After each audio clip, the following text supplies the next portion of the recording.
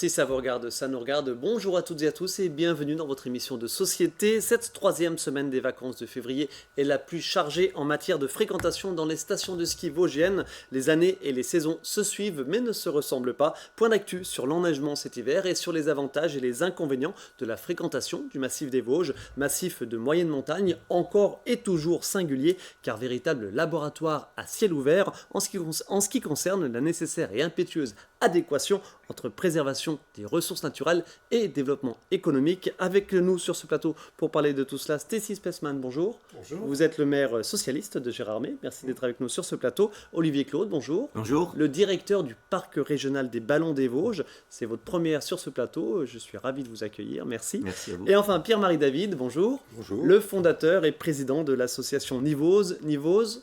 Observation suivie de l'enneigement dans les Vosges. Merci, et vous êtes un des fondateurs aussi Du jardin d'altitude. Du jardin d'altitude du Haut-Chitelet. Voilà, pardon, j'ai failli chercher le nom. Merci beaucoup Pierre-Marie David.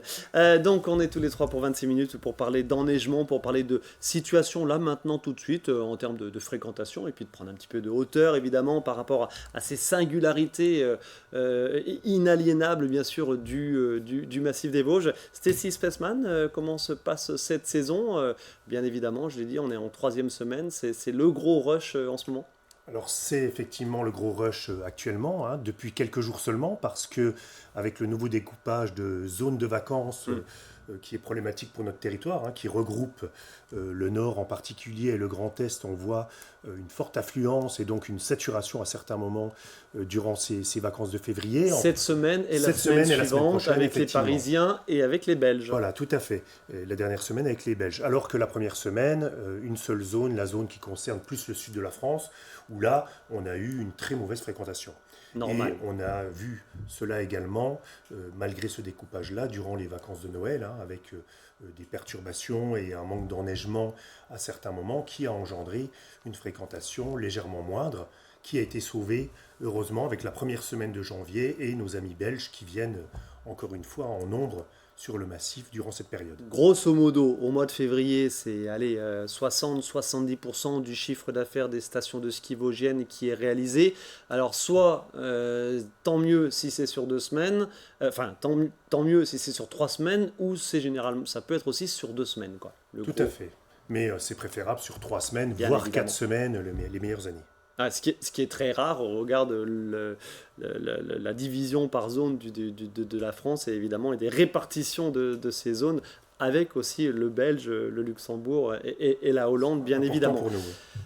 Olivier Claude, l'état d'esprit aujourd'hui au Parc du Ballon, quel est-il? Énormément d'actu bien sûr toujours dans votre organisation, rappelez-nous, le Parc du Ballon c'est Le parc naturel régional des Ballons des Vosges, donc c'est un territoire de 200 communes qui est à cheval sur les départements des Vosges, du Haut-Rhin, du territoire de Belfort et de la Haute-Saône.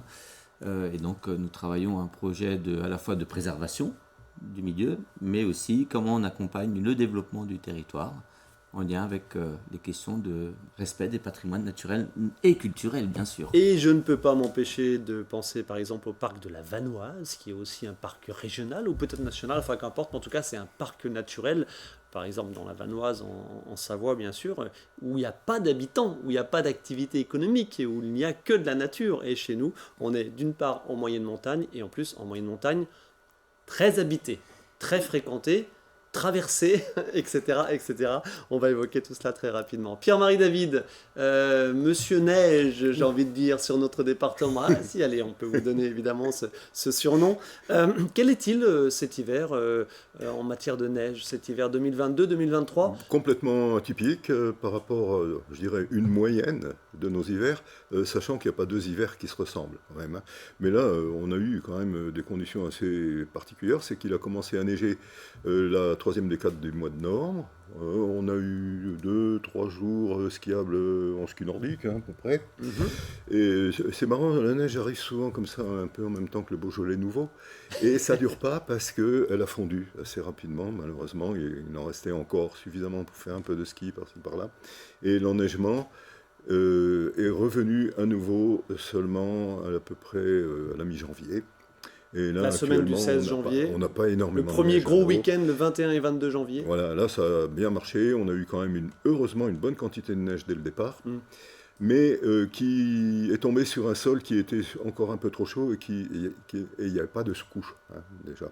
Donc c'est un manteau neigeux qui est resté quand même assez fragile, mais qui recouvre quand même l'ensemble du massif au-dessus de 1000 mètres, ce qui est quand même intéressant. Donc c'est pas tellement la quantité de neige en épaisseur qui est le plus important pour la pratique du ski, notamment du ski nordique, hein, puisque c'est ce qu'on pratique là-haut dans le secteur des Trois Fours notamment, mais c'est surtout la qualité. Donc ça se passe pas mal en ce moment, je dois dire. Il y a énormément de monde, bien sûr, beaucoup de gens en raquettes, beaucoup de gens en ski de randonnée nordique et en ski nordique de compétition.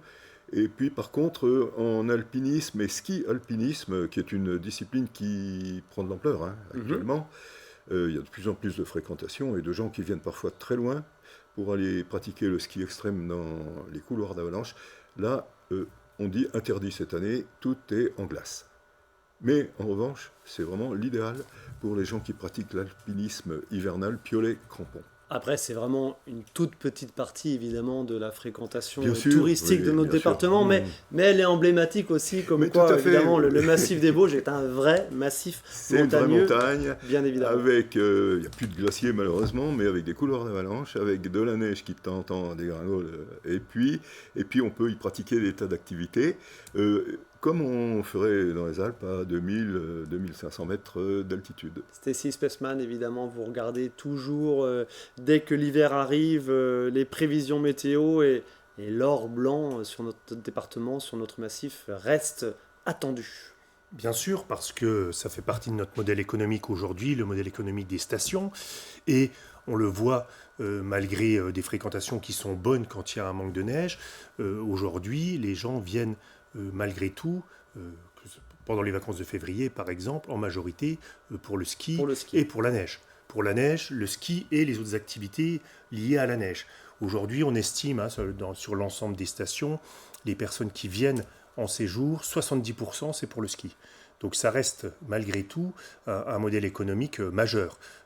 Mais effectivement, aujourd'hui, au vu de ce dérèglement climatique, il faut absolument que les stations, que nous trouvions une solution de sortie petit à petit de ce modèle-là qui repose uniquement sur le ski alpin, en particulier si on parle des stations alpines. Alors, avec des activités diverses et variées proposées, nouvelles, on va dire, on va en parler. Je voulais terminer ce petit mot sur l'enneigement en montrant ce graphique, Pierre-Marie David. C'est un graphique que vous allez nous commenter. Eh ben, il est flagrant, tout simplement. Hein. C'est l'enneigement. Donc, À la date précise d'aujourd'hui, voilà. c'est-à-dire le 16 février. 1976-2022, grosso modo, près de 50 ans. 77 jusqu'à l'année dernière. Et ce qu'on peut voir là-dessus, c'est la grande variabilité de l'enneigement dans les Vosges, puisque vous avez parfois des pointes d'enneigement à cette époque hein, de 2 mètres, comme vous pouvez avoir quasiment rien. D'une année à l'autre, ça change complètement. Mais ce qui est vraiment flagrant, c'est quand on regarde la courbe de rouge, par exemple. D'enneigement moyen. Ah oui, alors là, ça vous donne tout de suite une idée de la baisse moyenne de l'enneigement. Hein. On l'avait en plein cadre, on va la revoir en plein cadre à l'antenne. Voilà, ça, on est passé grosso modo de 1 mètre à 55, 60. 50 à 60 cm. De façon très, très... Voilà. Ouais. Qu'est-ce qu'elle dit, cette courbe, pour l'avenir surtout? Alors la courbe de tendance, tout dépend, bien sûr. Tout dépend du climat qu'on aura dans les années qui viennent. Hein. Si aucune mesure est prise, tout le monde le sait maintenant, ça risque de continuer à grimper au niveau des températures moyennes. Donc obligatoirement, on aura un manque d'enneigement. On est déjà en durée d'enneigement presque 40% de perte. Hein. Et en épaisseur du manteau neigeux, c'est pareil, on n'est pas loin de 40% de baisse de l'épaisseur moyenne du manteau neigeux. Ça, on l'a constaté sur les mesures que nous avons prises depuis 1976, et c'est corrobé par les mesures qui sont prises au col de Porte, en Chartreuse, au centre d'études de la neige, et à 1300 mètres d'altitude, hein, donc à peine plus haut que chez nous. Olivier Claude, Pierre-Marie David dit manque d'enneigement. Je veux dire, dans le vocabulaire, on se réfère toujours au passé, alors que voilà, aujourd'hui on n'est plus là-dedans, quoi, dans le sens où on sait que voilà, l'évolution climatique fait qu'il y aura une évolution des températures. C'est un modèle, une vision de l'avenir et du présent, surtout du présent et de l'avenir, qu'il faut changer complètement. Oui, mais on peut parler de manque d'enneigement. C'est vrai aussi pour la nature, hein. La nature s'adapte aussi et certaines espèces ont besoin de la neige aussi. Donc effectivement, il y a une évolution du milieu naturel et qui a une incidence sur les activités humaines, etc., quoi.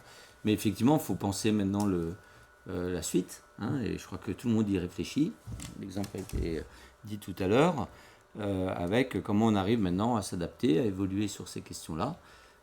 Puisque forcément, on a parlé de tourisme, de ski de randonnée qui ne sont pas que dans des couloirs d'alpinisme. Le ski de randonnée maintenant se pratique partout, même sur les pistes de ski, ce qui est aussi un autre problème. Et donc effectivement, ce qu'il y a, c'est que du coup, on s'adapte et les pratiques évoluent. Nécessairement, il faut les faire évoluer, puisque effectivement on a un modèle sur certaines pratiques. Et maintenant, tout le défi, c'est comment on arrive à la fois à anticiper l'évolution des pratiques, à l'accompagner, tout en considérant qu'on a un milieu naturel qui reste fragile, avec ou sans neige. Ça passe notamment par de la pédagogie. On voit en image votre présence, pas plus tard que la semaine dernière, c'était au col de la Schlourte.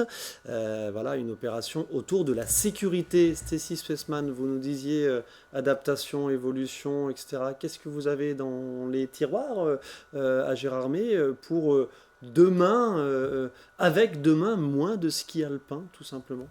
Alors c'est une transition difficile, hein, on ne se le cache pas, parce qu'encore une fois, le modèle économique du ski alpin engendre un public très nombreux et surtout un chiffre d'affaires très fort. Aujourd'hui, on est incapable de trouver une activité qui rapporte autant au niveau chiffre d'affaires avec ce public-là. Donc c'est clair, aujourd'hui, il faut réfléchir à un nouveau modèle complet, c'est-à-dire que le modèle actuel doit, me semble-t-il, maintenant être lissé, diminué au fur et à mesure des années pour réussir à en sortir, entre guillemets, proprement, hein, et ne pas mettre en danger, évidemment, les entreprises ou les collectivités, comme la collectivité de Gérardmer, hein, qui porte ce modèle-là aujourd'hui des pistes de ski, et trouver, ou pas d'ailleurs, de nouvelles activités, parce qu'aujourd'hui, il faut vraiment se poser la question. On pousse vers l'investissement 4 saisons et trouver de nouvelles activités qui pourraient être des fers de lance et attirer du monde sur certains secteurs de notre massif. Mais est-ce que premièrement, on en a besoin? Parce qu'encore une fois, aucune activité ne compensera pleinement le modèle économique du ski alpin qui existe aujourd'hui. Et deuxièmement, est-ce la volonté de créer dans notre massif, j'allais dire, si on pousse à l'extrême, un véritable parc d'attractions avec des activités qui, aujourd'hui, me semble-t-il, n'attireraient pas forcément plus, parce qu'on le voit, quand il y a le manque de neige, malgré tout, on a la fréquentation sur le massif. Donc les gens, aujourd'hui, sont déjà dans cette transition et viennent chez nous, pas, même si la neige reste un produit phare, mais on le voit, quand il n'y a pas de neige, il y a malgré tout cette fréquentation. Donc les gens ne viennent pas chez nous forcément pour une activité extrême ou une activité ludique nouvelle. Donc il faut vraiment qu'on se pose la question sur ce développement-là. Olivier Claude, quelle expertise vous amenez auprès des collectivités, puisque vous les accompagnez évidemment sur des thématiques vraiment très diverses et variées. Qu'est-ce que vous leur proposez, comment vous travaillez en collaboration avec les communes, avec les stations du massif, les stations vosgiennes, sur cette réelle problématique, alors inquiétude ou pas, je veux dire principe de réalité qu'on voit de façon positive ou négative, ou de façon, j'aurais dire, neutre, comment vous les accompagnez? Nous, le parc des Ballons des Vosges, on accompagne, comme vous le dites, souvent les communes. Donc, bien sûr, alors on n'est pas, notre cœur de métier, c'est pas le développement touristique, hein. Il y en a d'autres qui le font, c'est très bien. On travaille justement avec les stations sur cette réflexion qui a été évoquée, de dire vers quel modèle on peut aller, quels sont le type de projets qu'on appellerait type écotouristique ou des choses comme ça qu'on pourrait développer, mais je suis d'accord avec ce qu'a dit Monsieur le maire, on ne remplacera pas en tant que tel l'activité ski alpin. Il faut partir sur un autre modèle. Après, nous, un gros du travail du parc, où là on a développé des outils plus particuliers, c'est sur la question aussi de la sensibilisation et de la médiation. On s'aperçoit aussi que, comme il a été dit, les gens viennent pour faire du ski, mais pas que. Et puis il y en a qui viennent pour d'autres choses. Et on voit bien quand il y a plus de neige, on fait autre chose. Puis on fait autre chose aussi quand il y a de la neige. Je pense qu'un des sujets particuliers, c'est aussi, on fait du ski, de la marche, du vélo au même endroit maintenant. Donc on avait une activité, parfois on trouve 3-4 activités différentes au même endroit. Et du coup, le gros travail, je termine, c'est effectivement de dire quel outil on apporte aux communes, aux stations, aux acteurs touristiques, économiques et autres, pour apporter la bonne sensibilisation sur les milieux. On développe des programmes autour de la quiétude de la faune sauvage, et qui ne sont pas que des programmes qui agissent sur la question de l'interdit, mais au contraire sur une meilleure connaissance. Et l'apport du parc, c'est partager la connaissance, faire connaître les patrimoines, la richesse de nos patrimoines, qui sont autant un outil de protection qu'une réglementation, quoi. Et donc c'est un peu ce qu'on peut verser à la réflexion des communes ou des stations, des sites touristiques. On veut changer peut-être de modèle, maintenant on ne parle plus de 4 saisons, mais de toute saison. Ça veut dire qu'on fait toutes les activités toute la saison, potentiellement, en fonction de la neige. Faut faire avec, effectivement. Et donc, nous, apporter de la connaissance sur les milieux pour se dire, tiens, cogitons le développement en même temps que la question du patrimoine naturel. Si on reste sur le ski pur et dur, bon, là, on a des images de randonnée en plein été, mais ça a son importance, bien sûr. Si on reste sur le ski pur et dur en hiver, il y a la solution, j'ai bien une solution qui n'est pas parfaitement efficiente, des canons à neige. Stacy Spaceman, évidemment, vous en avez à Gérardmer. Il y en a aussi beaucoup sur le domaine skiable de la Bressonnerie. Qui dit canon à neige dit eau. L'eau, on sait, elle devient de plus en plus rare. Stacy Spaceman, quelle ambition à la commune, à la régie municipale de la Moselaine pour la gestion des canons et de son eau? Alors la gestion, alors effectivement, toutes les stations dans les Vosges, dans les massifs des Vosges et ailleurs ont cet outil indispensable, effectivement, pour passer ce cap. Par contre, vous l'avez dit, qui dit aujourd'hui neige de culture, dit premièrement de l'eau et deuxièmement une température négative. Donc aujourd'hui, on le voit avec cette hausse récurrente et ces épisodes aussi que l'on a de plus en plus régulièrement durant la saison hivernale de pics en hausse de température avec de la pluie qui vient effectivement tout lessiver, le canon à neige et la neige de production n'est plus possible. Là pour le coup, mais quand ça pose problème. Il y a encore des températures négatives, donc il y a encore moyen de produire. Alors, de la ressource en eau. C'est le cas. Par contre, effectivement, il faut se poser la question, et on l'a vu évidemment cet été, où beaucoup de personnes, moi le premier, ont été plus que surpris d'arriver à cet extrême-là sur le secteur du massif, en particulier à Gérardmer, avec un réservoir d'eau, que ce soit au niveau des sources, mais également de la nappe phréatique, qui sont tombés au plus bas et qui nous empêchaient complètement d'approvisionner en eau potable la ville et les communes environnantes Petite parenthèse, on rappelle évidemment que heureusement vous avez le lac, donc vous avez pompé dans le lac, grosso modo 1 cm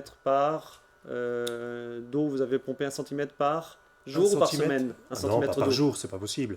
Vous imaginez, vu la surface du lac, 1 cm, c'est énorme. C'était par semaine alors? Non, on est... on me souviens plus, pardon. C'est vide. Oui. Non, pas du tout. On s'est amusé effectivement à calculer parce que les personnes nous disaient qu'on voyait le lac baisser à vue d'œil. Bon, il y a deux phénomènes. Il y a déjà un phénomène d'évaporation au vu des températures qui a eu lieu et effectivement ce pompage-là, mais qui, on estimait même pas à 1 millimètre vu la surface du lac en une semaine. Donc c'était plus qu'anodin, évidemment.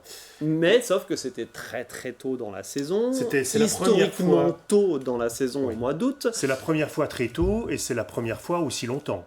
On a pompé dans le lac jusque début octobre. Donc ça veut dire plus de 2 mois d'eau que l'on a été obligé de puiser dans le lac. Donc, je réitère, quid demain de l'utilisation de l'eau pour les canons à neige pendant l'hiver, c'est-à-dire l'utilisation de l'eau qui est stockée. Est-ce qu'elle ne pourrait pas être stockée plus longtemps pour assurer le printemps, l'été? Alors, vu le dispositif actuellement, hein, on a sur Gérardmer, par exemple, 2 retenues d'eau. C'est difficile aujourd'hui de les joindre au réseau d'eau potable, techniquement. D'accord. Hein, on pourrait pousser plus loin, ça pourrait être une solution, mais ce n'est pas la plus judicieuse aujourd'hui. Mais ce qui est sûr, c'est qu'effectivement, au vu de ces problématiques-là, aujourd'hui, il n'y a pas d'extension de cette neige de production. On ne peut plus aller aujourd'hui vers ces investissements-là et l'utilisation de la ressource en eau pour cela. D'accord. Et les dispositifs actuels fonctionnent bien et sont suffisants. Et par contre, même si on puise l'eau, je le redis quand même, parce que c'est dans l'inconscient collectif, c'est de l'eau qui est remise au milieu. Au travers de neige, mais c'est de l'eau qui est prélevée, mais remise également au milieu immédiatement. Ce qui ne revient pas au milieu, c'est la hausse des températures et l'évaporation pure et dure. Pierre-Marie David. Bon, la neige, c'est de l'eau, je pense que tout le monde le sait. Or, plus il y aura de la neige et plus elle durera longtemps dans la saison, plus elle restituera au torrent, au lac, aux nappes, et puis aussi au captage de l'eau. Et le problème, depuis quelques années, c'est que ça fond beaucoup trop tôt. Et on l'a constaté lors d'une étude qui a été faite sur les 3 lacs. De la Beaucoup vallée des trop Lacs. tôt et de plus en plus vite. Exactement, oui. Et alors, ce qui se passe, c'est que du coup, il y a un bouleversement au niveau de la fonction naturelle des lacs qui n'ont pas forcément l'eau quand il faut. Mhm. Et puis, c'est pareil pour certains milieux naturels de tourbières ou autres, zones humides, qui souvent se retrouvent complètement secs à des moments, au printemps notamment, où la végétation démarre au maximum. Alors à ce niveau-là, donc il y a des communes qui sont pas mal inquiètes. Il n'y a pas que Gérardmer, il y a eu pas mal de communes qui étaient quasiment en panne d'eau. Et on a été sollicité. Nous, on a des conventions avec des laboratoires d'hydrologie. Donc nous faisons des prélèvements régulièrement, quasiment toutes les semaines, dans le manteau neigeux pour calculer quelles sont les masses volumiques par tranche et quelle est la capacité de rétention en eau du manteau neigeux. Et puis on fait ça au fur et à mesure jusqu'à la fonte définitive. Et quelle tendance y a-t-il, grosso modo? C'est pas moi à vous le dire, c'est trop tôt, puisque tout ça c'est à l'étude, et ça prendra peut-être encore quelques années. Mais bon, d'ores et déjà, on se doute bien que le résultat, c'est qu'on risque de tomber en état de sécheresse hivernale, c'est déjà quasiment le cas en ce moment.